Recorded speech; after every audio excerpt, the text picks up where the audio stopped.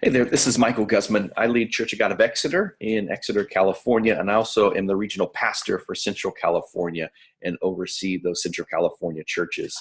I'm also a part of Project Imagine Roundtable, and while we were gathered together in Texas last week, I shared this tool and resource that I feel like I had been thinking of leading up to that roundtable timeframe. And then once we got there, felt like it was really fitting to be able to kind of get a picture of where we are and potentially where we're wanting to be able to go.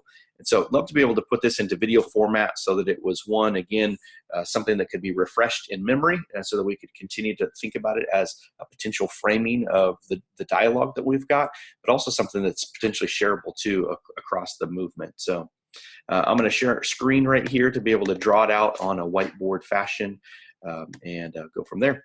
So there's basically two key values that I think I've heard about as somebody grafted into the Church of God movement and brought in that way that seem to kind of somewhat be in tension. And so the first one is that we value unity. I mean, that's one of our key values. That's something that has knit us together from the beginning. And there's this kind of high unity. I'm going to use the plus sign to be able to signify that over on this side. We want to walk in high levels of unity. We want to be able to be united across generational lines. We want to be united across lines of race. We want to be united across all kinds of different lines. We want to be a unity movement and continue to take that message of unity across really the nations that God has planted us in. Kind of on the opposite side of this spectrum is the idea that unity does sometimes come across in a low fashion. I know that there's the theoretical idea of unity that I've oftentimes heard expressed, but then there's the practical side of unity that sometimes, in my experience, has been not quite near that theoretical side. And so we may give lip service sometimes to unity, but then in practical places, our unity begins to break down. Again, you could look at this on all kinds of different lines. You could look at it from gender. Are we united, male and female, in those regards, pulling together for the sake of the kingdom? You could see it in racial lines. What does it look like, and how are we pulling together? How are we unified in those regards? And again, you can apply it in a lot of different ways. And so unity is one of those key values. The other value that I know that I've heard is spoken about is autonomy. And autonomy is, this is the way that I understand it. We want to see local leaders empowered at the local level to be the grassroots movement that we've kind of always had in our historical roots. And so we want high levels of autonomy, not for the sake of independence. I think that's when autonomy begins to be unhealthy. But we want high levels of autonomy so that the Holy Spirit can lead and guide the man or the woman of God at that local level to do the things that the Spirit of God is saying at that time frame. So I think that's a great way to be able to express what high autonomy might look like. There are times and places, too, where we might have a sense of low autonomy. And so I'm going to put this one down here on the bottom part. And that low autonomy, again, there could be a variety of reasons for it. It could be, that things are difficult. It could be that maybe we don't know what to do next. And so you can kind of see the way that these two things interplay. High autonomy at the top, low autonomy at the bottom. And there may be different ways that that gets expressed in our own, context. When you put these two values together, there is a natural tension between them, because autonomy kind of carries with it that that prefix auto, this idea of kind of doing it on our own to some degree. And so even in unhealthy degrees that could be expressed that way. But then unity means doing that together. And so the way that these interplay creates these four different quadrants that I've kind of been playing around with to see that I can see the movement and at least expressions that I'm familiar with in different parts of this quadrant. So I'm going to start up here in the upper right hand. This feels like the place that I see a lot of the movement and the parts of the church that I'm connected to, where there's high levels of autonomy, because that's a value that we love and then sometimes even protect, but there's relatively low levels of unity. Now, that could be on a practical sense. Geography could separate people, but there ends up being this high autonomy, but low levels of experienced unity.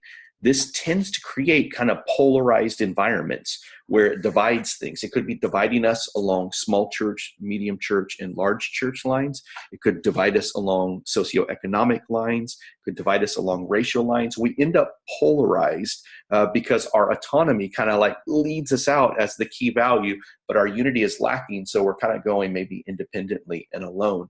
And so it does create this polarity.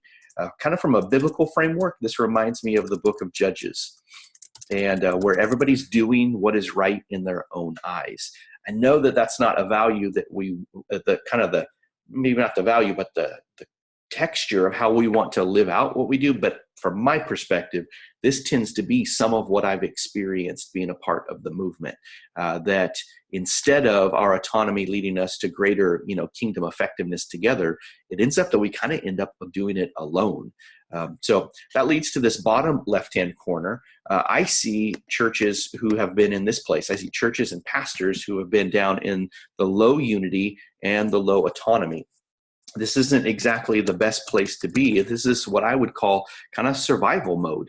Some churches, maybe because of economic struggle or the church growth struggle, they're low in attendance, end up down here. So their autonomy to some degree has been decreased because of a capacity issue or something else like that. Plus, they're still not connected in a wider sense, or they feel alone. They feel like they're in survival mode.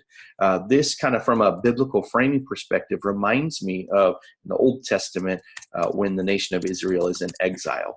In that sense, maybe they've been taken captive, literally in bondage.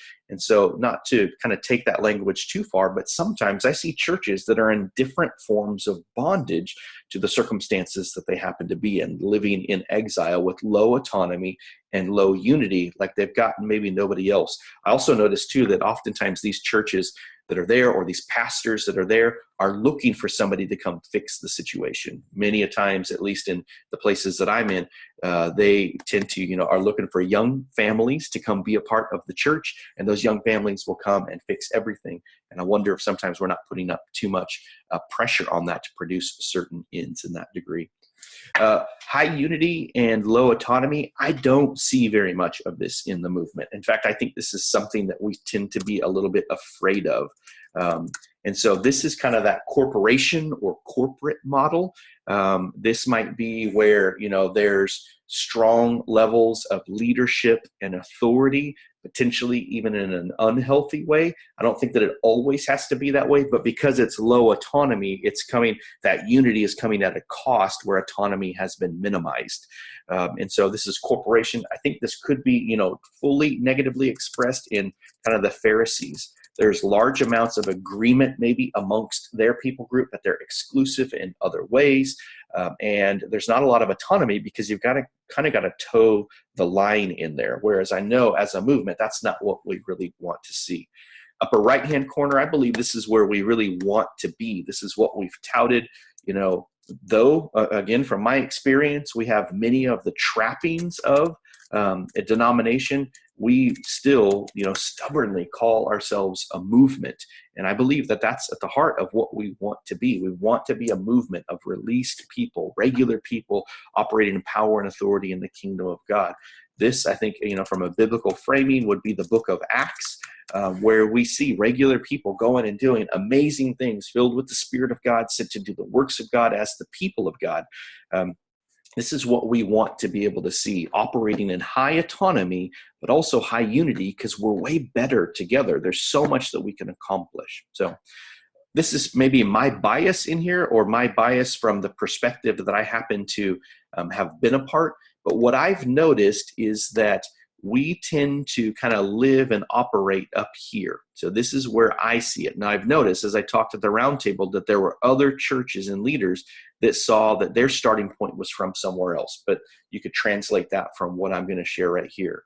So if in my realm, in Central California, we tend to operate in this polarized region, I think that the likelihood that we're just going to jump across because we have new insight, hey, we're just going to increase the unity in what we do, is not likely to just be a straight across line.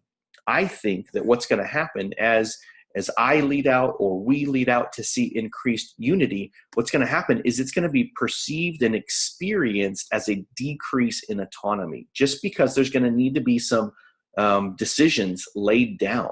So I think the journey is likely going to look a little bit like this. I don't think that it has to go into, we're not looking to create that corporate model. I think it's going to feel that way, because every time that you move in the direction of unity, it's going to feel a little bit like a perceived experience of decrease of autonomy. But I think that the win is over here as we go and continue to move forward with those two things working together. Now, this is the difficult part that I believe we have in our future. That if we're going to see movement really restored across the movement, then, and it does get tied back to this kind of tension between unity and autonomy, I think that journey right there is the big challenge that's in front of us. I think you could call that journey right there the valley of the shadow of death, because this is the place where it gets really difficult. Who's going to call the shots? Who gets to say what happens? And how does that get played out? I don't know if I like the way this is. I'm going to have to say no to this thing that I'm currently doing in order to say yes to the things that we're doing at a unity level. I think this is where the rubber meets the road, and the valley of the shadow, sorry, I didn't write that, shadow of death is probably that difficult spot where once we get there, we're going to want to turn back to the way that it used to be. So this is just a tool that I feel like God has given me as I've been thinking about our movement and the responsibilities of being on Project Imagine Roundtable. If there's anything that's helpful in here, love for you to continue a dialogue in this content. I feel like it's, definitely in first draft form. And so if there's anything that you can think of, critical parts about maybe reframing along biblical lines or coming up with new phrases like these, polarized movement, survival, or corporation, feel free. Even there was some good dialogue that I had at the round table about that word autonomy. And actually here's maybe another question for some of you who are smarter than me to be able to think of. Is autonomy really a value, or is it a byproduct? And so I really felt pressed. I feel like I'm kind of like going back into my notes to dig into that a little bit more. Is autonomy a byproduct, or is it really a value that we have? And again, that came across as, where do you see this framed? Where do you see autonomy framed in the Bible? And so we had some good questions on all of that. Love to see that framed up all the more. Blessings to you guys.